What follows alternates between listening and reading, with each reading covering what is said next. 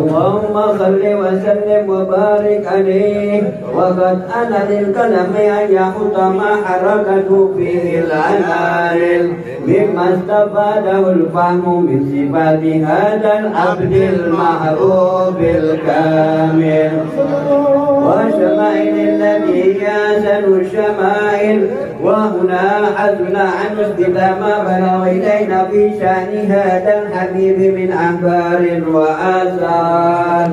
ليتشرف بكتابة القلم والقرطاس فتتنزه في حدائقه الأسماء والأبصار.